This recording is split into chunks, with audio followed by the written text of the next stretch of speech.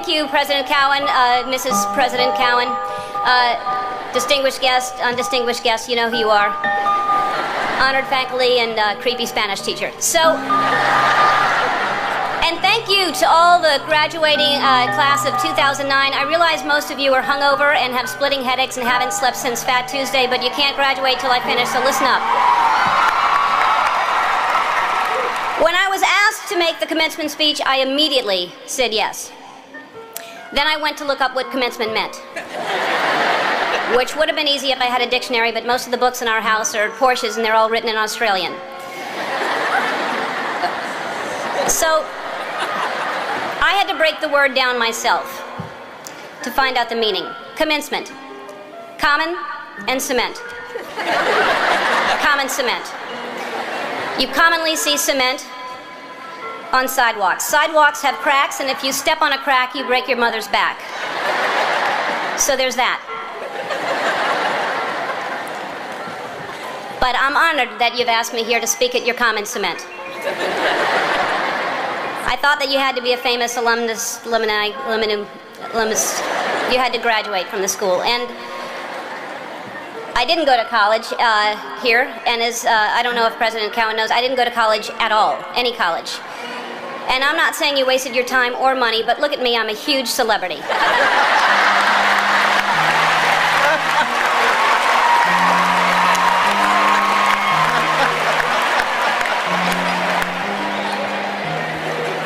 Although I did graduate from the School of Hard Knocks, our mascot was the Knockers. I spent a lot of time here growing up. My mom worked at Newcomb, and I would go there every time I needed to steal something out of her purse. But why am I here today? Clearly not to steal. You're too far away, and I'd never get away with it. I'm here because of you. Because I can't think of a more tenacious, more courageous graduating class. I mean, look at you all wearing your robes. Usually when you're wearing a robe at 10 in the morning, it means you've given up. I'm here because I love New Orleans.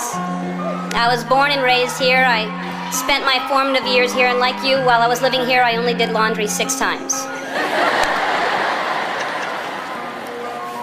When I finished school, I was completely lost, and by school I mean middle school, but I went ahead and finished high school anyway, and I had no ambition. I didn't know what I wanted to do. I did everything from I shucked oysters, I was a hostess, I was a bartender, I was a waitress, I painted houses, I sold vacuum cleaners. I had no idea.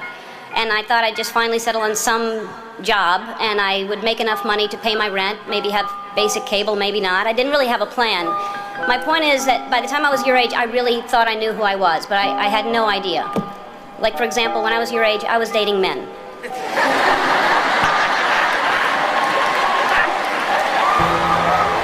So what I'm saying is, when you're older, most of you will be gay.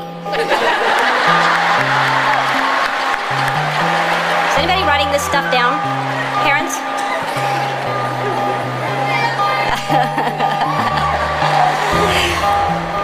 Anyway, I had no idea what I wanted to do with my life, and the way I ended up on this path was from a very tragic event. I was maybe 19, and my girlfriend at the time was killed in a car accident.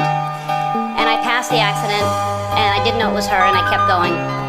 And I found out shortly after that it was her. And I was living in a basement apartment. I had no money.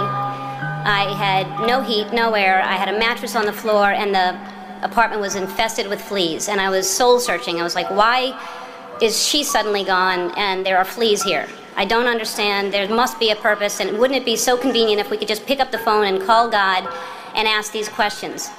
And I started writing, and what poured out of me was an imaginary conversation with God, which was one-sided. And I finished writing it, and I looked at it and I said to myself, and I hadn't even been doing stand-up ever. There was no club in town. I said, I'm going to do this on The Tonight Show with Johnny Carson. At the time, he was the king. And I'm going to be the first woman in the history of the show to be called over to sit down.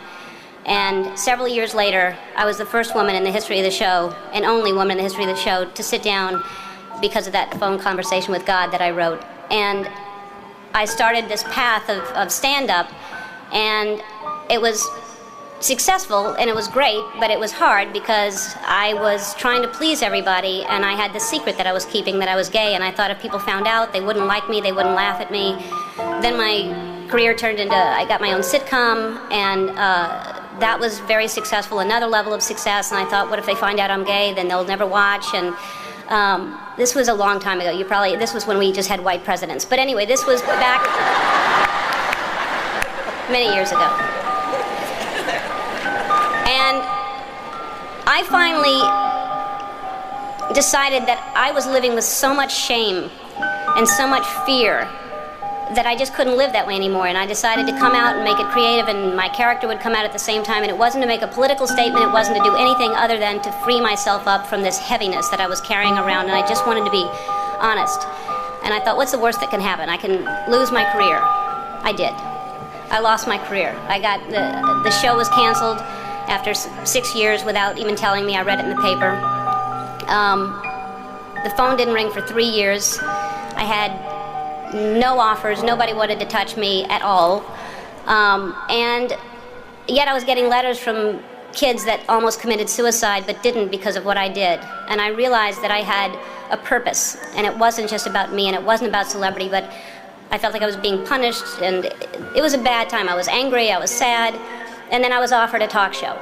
And the people that offered me the talk show tried to sell it, and most stations didn't want to pick it up. Most people didn't want to buy it because they thought nobody would watch me. And really, when I look back on it, I wouldn't change a thing. I mean, it was so important for me to lose everything because I found out what the most important thing is to be true to yourself. And ultimately, that's what's gotten me to this place. I don't live in fear. I'm free. I have no secrets. And I know I'll always be okay because no matter what, I know who I am. So, in conclusion, when I was younger, I thought success was something different. I thought, when I grow up, I want to be famous.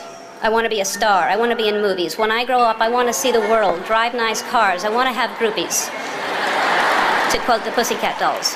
How many people thought it was boobies, by the way? It's not. It's groupies. But my idea of success is different today. And as you grow, you'll realize definition of success changes. For many of you, today, success is being able to hold down 20 shots of tequila. For me, the most important thing in your life is to live your life with integrity and not to give in to peer pressure to try to be something that you're not. To live your life as an honest and compassionate person, to contribute in some way.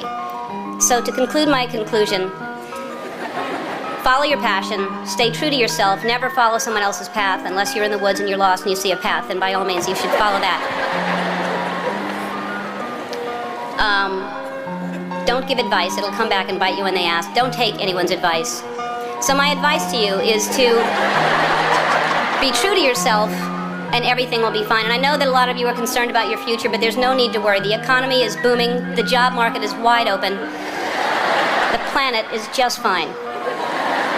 It's going to be great. You've already survived a hurricane. What else can happen to you? And as I mentioned before, some of the most devastating things that happen to you will teach you the most. And now you know the right questions to ask for your first job interview, like, is it above sea level?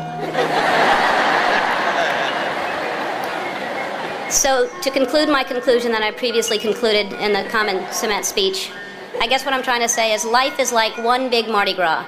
But instead of showing your boobs, show people your brain. And if they like what they see, you'll have more beads than you know what to do with. And you'll be drunk most of the time. So to the Katrina class of 2009, I say congratulations, and if you don't remember a thing I said today, remember this. You're gonna be okay. Dum, do, doom, doom, doom. Just dance.